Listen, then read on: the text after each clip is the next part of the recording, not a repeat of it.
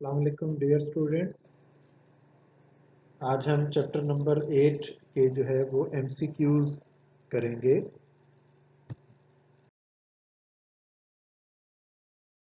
Eight है waves का और इसके 12 एमसीक्यूज आपके सिलेबस में जो है वो शामिल हैं जो बुक में गिवन है। चैप्टर नंबर 8 के एमसीक्यूज शुरू करने से पहले एक करेक्शन जो है वो करनी है। एक चैप्टर नंबर 4 का 12 एमसीक्यू का आंसर आपको गलत बताया हुआ है, वो ठीक कर लें। चैप्टर नंबर 4 का 12 एमसीक्यू, इसकी लास्ट ऑप्शन डी ऑप्शन 1:4 ये करेक्ट है। तो वहाँ गलती से मेरा ख्याल है 1:2 हमने सेलेक्ट कर ली थी, तो इसको आप ठीक कर लें। चैप्टर नंबर 4 का 12 MCQ D option 1:4 is correct. चलें अब हम चैप्टर नंबर 8 के एमसीक्यूज की तरफ चलते हैं। तो पहला फर्स्ट एमसीक्यू है हमारे पास, when a wave goes from one medium to another medium, which one of the following characteristics of the wave remains constant? तो एक मीडियम से दूसरे मीडियम में अगर जो है वो वेव जा रही है तो कौन सा पैरामीटर, चार जो नीचे गिवन पैरामीटर्स हैं इनमें से ये कांस्टेंट रहेगा।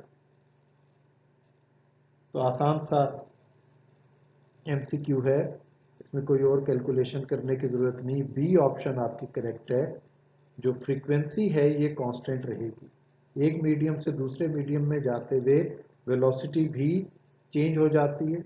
जैसे आप लाइट की वेव्स ही ले लें, तो ये जब तक वैक्यूम में चल रही है तो इनकी वेलोसिटी है 3 × 10⁸ मीटर पर सेकेंड। लेकिन जब ये जाएंगी किसी और मीडियम, मसलन गिलास में एंटर हो गई, तो वहाँ इनकी वेलोसिटी कम हो जाएगी। पानी में एंटर हो गई लाइट, तो वहाँ इनकी वेलोसिटी कम हो जाएगी। इसी तरह वेवलेंथ भी चेंज हो जाती है, फेज तो चेंज हो ही रहा है। जैसे डिफ्रेक्शन ऑफ लाइट में आप देखें फेज चेंज हो जाता है उसका। तो फ्रीक्वेंसी कांस्टेंट रहती है। B option is correct option. MCQ number 2 है, when a transverse wave is reflected from the boundary of a denser to a rarer medium, it undergoes a phase change of। तो इसमें क्या phase change आती है?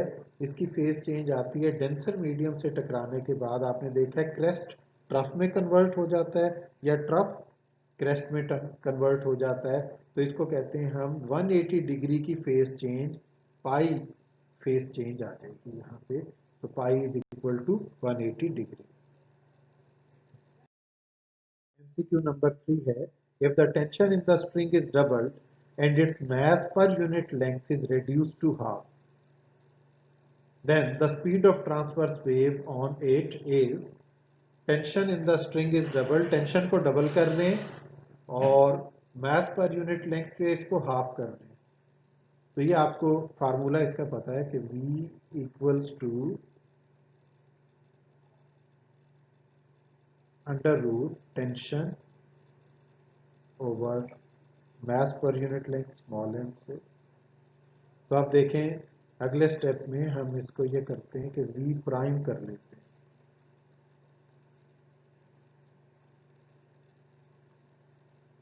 तो tension को इन्होंने कहा कि डबल करना है, तो यहाँ से टेंशन डबल कर दी आपने 2T, और मैस को हाफ करना है, मैस पर यूनिट लेंथ को हाफ करना है। तो m जो है ये m/2 हो गया।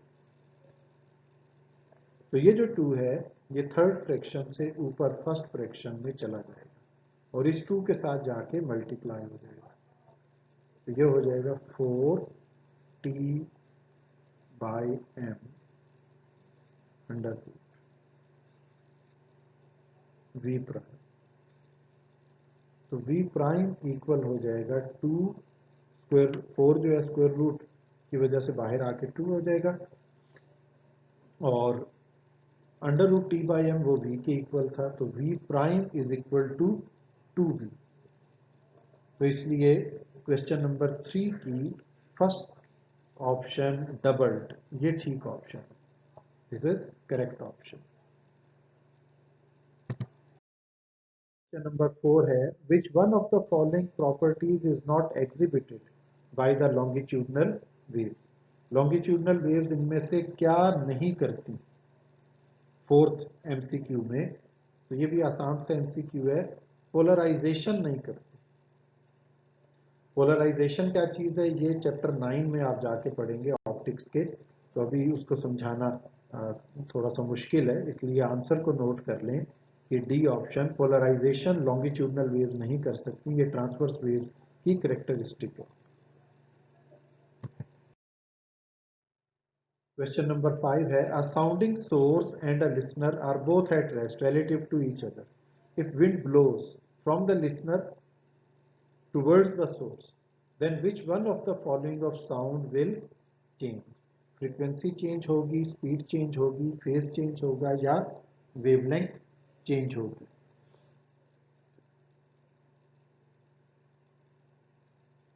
तो फिफ्थ एमसीक्यू में जो एक तरफ आप देख लें, wind blows from listener toward source, ये सोर्स है और ये लिसनर है, तो विंड इधर से यूं चल रही है और सोर्स की जो साउंड वेव्स हैं या जो भी वेव्स हैं वो इस तरफ, वो इस तरफ बढ़ रही है। तो आप दोनों देखें कि वेव्स की स्पीड और विंड की स्पीड एक दूसरे के ऑपोजिट आ गई, तो स्पीड चेंज होगी, इसमें स्पीड चेंज होगी। B option is correct option. Question number 6 which one of the following factors has no effect on the speed of sound in a gas. इनमें से कौन सा फैक्टर है जो उसको असर नहीं करता, तो ये आपने उस टॉपिक में भी जो है वो पढ़ा था, प्रेशर जो है इसका कोई असर नहीं होता, प्रेशर इफेक्ट नहीं करेगा स्पीड ऑफ साउंड को किसी भी गैस में चलते हुए।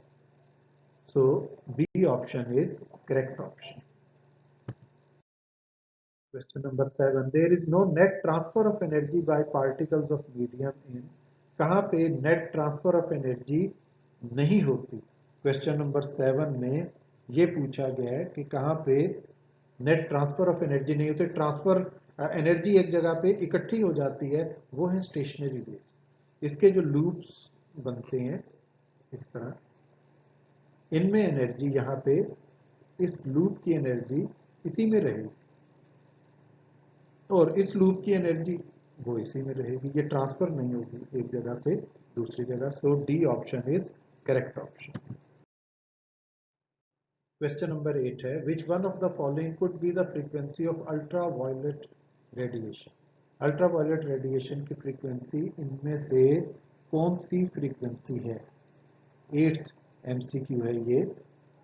तो 8th एमसीक्यू में आप देखते जाएं, ये माइक्रोवेव है क्योंकि इसकी 10⁻6 हर्ट्ज है, ये दोनों इंफ्रारेड रीजन की फ्रीक्वेंसी है, तो सिर्फ ये फ्रीक्वेंसी अल्ट्रा वायलेट रीजन में लग रही है। So D option is correct option. 1 × 10⁻15 hertz ये यूवी रेंज की फ्रीक्वेंसी है, ultraviolet range. 9th question है when a stationary wave is formed then its frequency is, अब 4-5 ऑप्शंस इसमें नीचे गिवन है कि इनमें से क्या होगी 9th एमसीक्यू की। Same as that of the individual waves, twice, half, √2, triple. तो इसकी डेफिनेशन में शामिल है कि स्टेशनरी वेव्स कब बनती हैं, when two waves of same frequency travel in opposite direction in the same region, travel in opposite direction in the same region in the same material. तो उसके ऊपर सेम का लफ्ज पहले ही आ रहा है, तो इसलिए A option is correct option. Number 10 है the fundamental frequency of a closed organ pipe is F if both the ends are opened then its fundamental frequency will be, closed के लिए f दी हुई है, तो एंड अगर open कर दें तो फिर फ्रीक्वेंसी क्या होगी? तो उसी सूरत में फ्रीक्वेंसी उसकी जो है वो डबल हो जाएगी। वो कैसे? आपने देखा था फ्रीक्वेंसी का उसमें फार्मूला था v by close, v by 4 है फंडामेंटल, और ओपन वाले में था फ्रीक्वेंसी का फार्मूला, इसको एफ प्राइम कहते हैं, वो था v बाय 2f। तो यहीं से आपको नजर आ रहा है कि 2 टाइम्स का फर्क है। तो C option is correct option के वो दोनों एंड ओपन कर देंगे तो उसकी फ्रीक्वेंसी क्लोज ऑर्गन पाइप की निस्बत डबल हो जाएगी।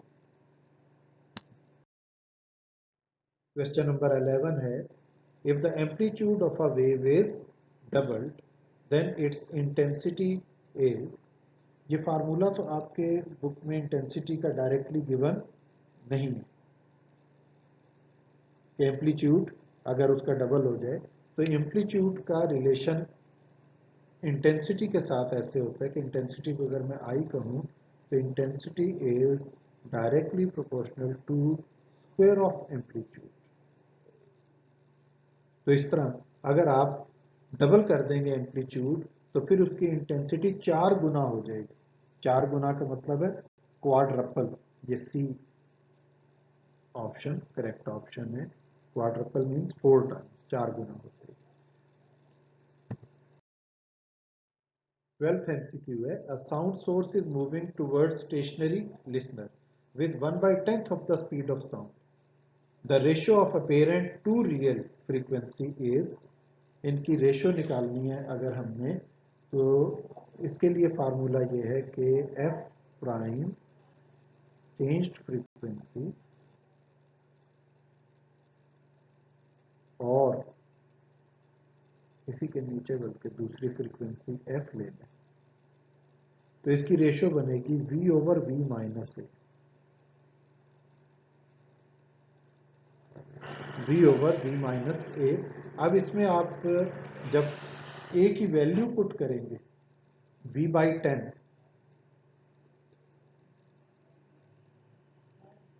तो v ओवर v माइनस ए की जगह आपने, ये 1/10 है ना frequency of speed of sound, तो v बाई 10 पुट करें। अब इसको सॉल्व कर लें v over v minus v by 10, तो इसमें से आप खुद देखें कि v कॉमन ले लें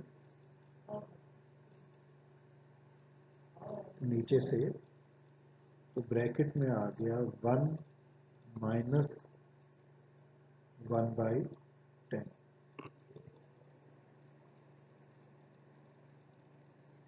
1 माइनस 1 बाई 10।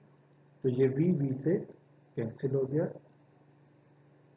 और रेशो रह गई 1 over 1 minus 1 by 10 is 9 by 10। अब ये 10 जो है ये थर्ड फ्रैक्शन में, तो ये ऊपर चला जाएगा, तो f प्राइम ओवर f का आंसर आ जाएगा 10 by 9। It means D option is correct option. D option इसकी ठीक ऑप्शन होगी।